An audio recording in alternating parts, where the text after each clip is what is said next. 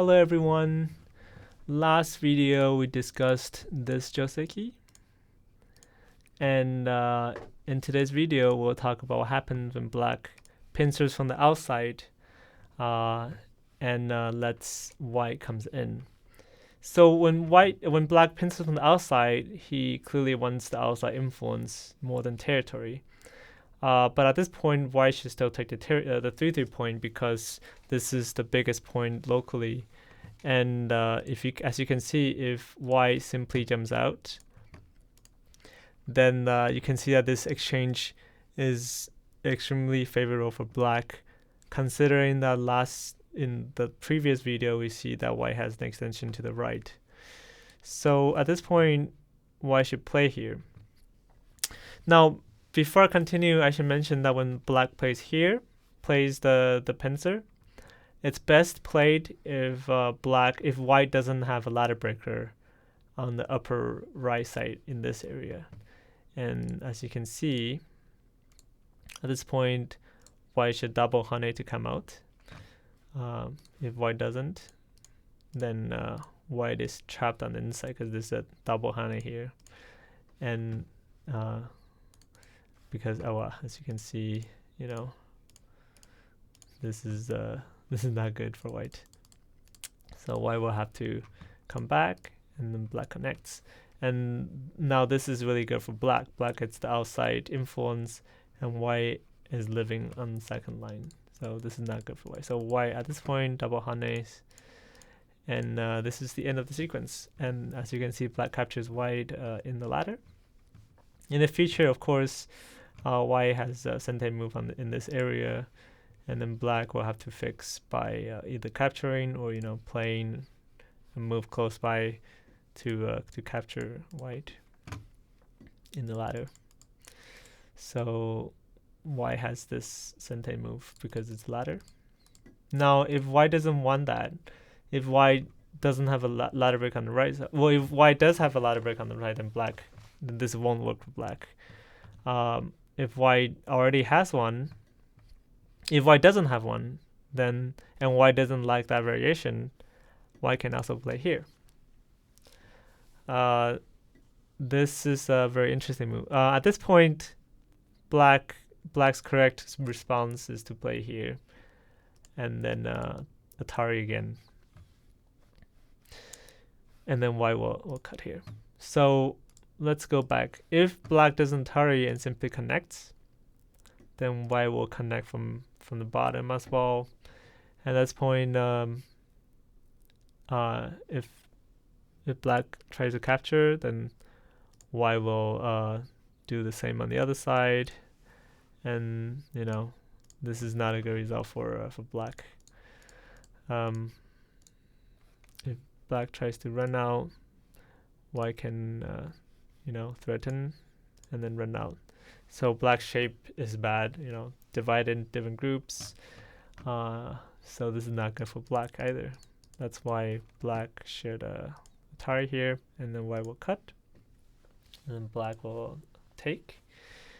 And then in the old Joseki, white will do this, but it turns out to not really be a good idea because black has forcing moves on the outside, and then this move seals white in. Like white cannot escape.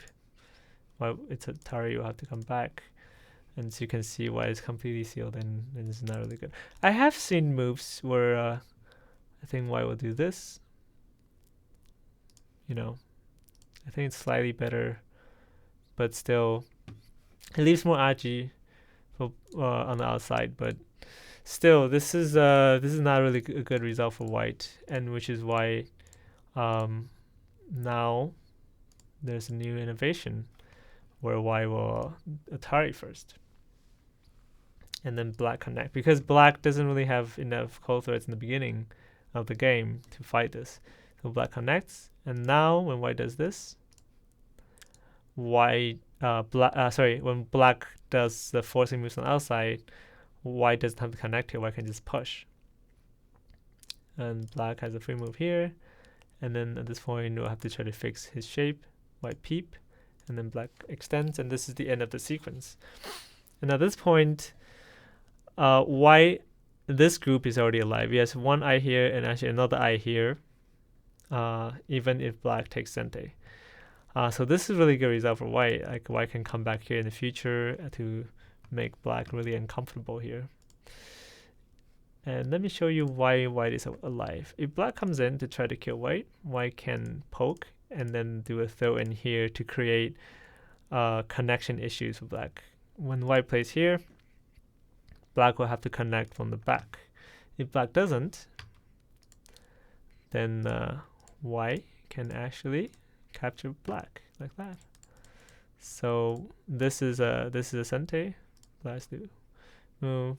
This is another sente move, and then white can just do this to live. So this group is alive, which means it's not really a good result for black. Well, it's okay. It's not as good as before, of course. And if black wants to prevent that and still wants to develop the right side, then black can do this and just ignore this. And then if white just takes, black will continue to seal white in, and this is not a good result for white. So white will probably extend like that, and now black can do this to continue to build a moyo on the right, and then white will attempt to capture these two stones. And this result seems really good for white, but considering that black chose this Joseki to begin with, we can maybe think that maybe black has something like that.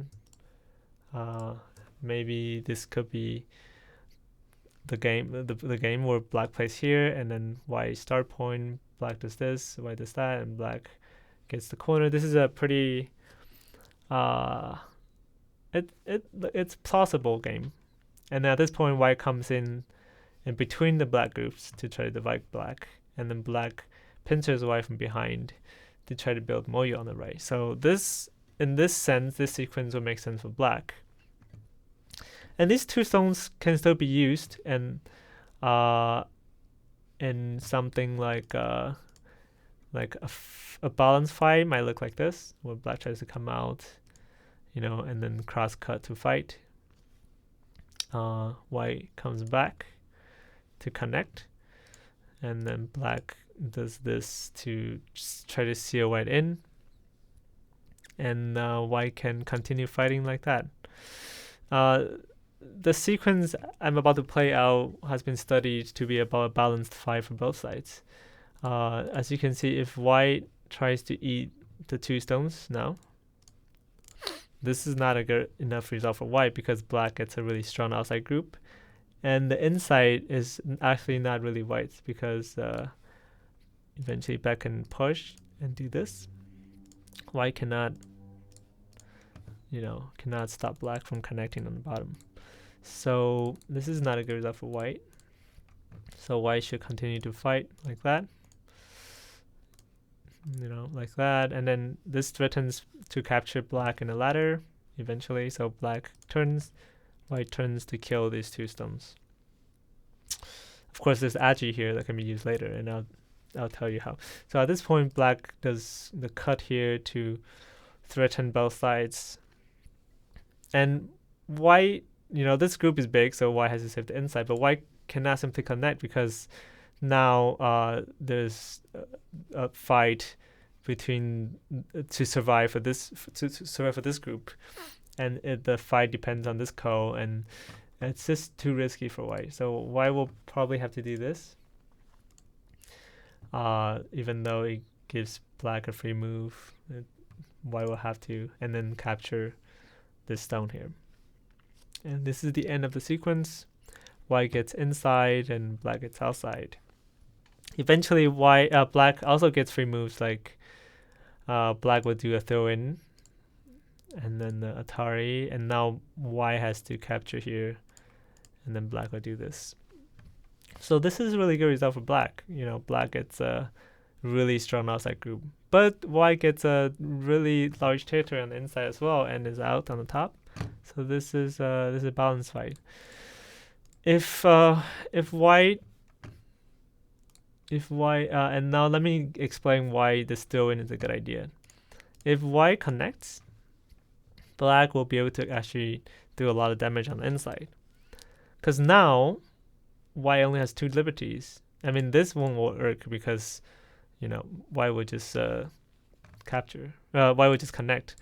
But, and now if black tries to run out first, this is not going to work because black's groups are divided. But black gets a free move on this side because, for example, if black plays here, white will have to capture. This still doesn't work because the same thing will still happen. There's nothing black can do. But black has a very cool move on this side, which is here. This move does similar thing as the move next to it. It threatens to capture. If white respawns somewhere else, then black can do this, and now white is dead. White can't cut, and if white tries to go from the other side, it doesn't work. So when black plays here, white will have to again do a similar thing on the outside, but at this point, black can do the push, and now this doesn't work for white. And if white turns, black can do this, and this captures white. There's nothing white can do. So this doesn't work for white. That's why when black does a throw in, white has to do this. And this is the end of the fight sequence. I'm not sure if it's a Joseki per se, but of course there are many places in the variation that you might be able to avoid it. Like black could just simply play here, and let white damage the Moyo a little bit. And white might not play here, white might play here, in the old Josekis. There are still edges on the outside that white might be able to use in the future. So yeah, these are the variations that come out of white playing here. One thing white could try is instead of cutting, white has a trick move to play here. And as black, you might think, well, if white didn't cut, then maybe I should connect. But then now white is connected to the outside, and black can't. There isn't really much black can do. White is connected to the inside, so this is not going through what black wanted in the beginning, which is to seal white on the inside. So when white does this, black cannot allow white to connect it out. So black plays here, and now when white cuts, you might be tempted to connect because you're under Atari, but that would be bad because white will capture you. So actually at this point, there's a very cool move, which is there. Allow white to capture you and then seal white on the inside. And now if white simply connects, then you capture the stone, and white is in a horrible place. And this is why this is a trick move. White should play here. And that's the end of today's lesson. Next week we'll go through, or next video we'll go through what happens, what some of the other variations that comes from black playing here, including what happens if white already has a ladder breaker, but black still wants the outside influence. There's still a way to play, and that will be in the next video. Thank you for watching.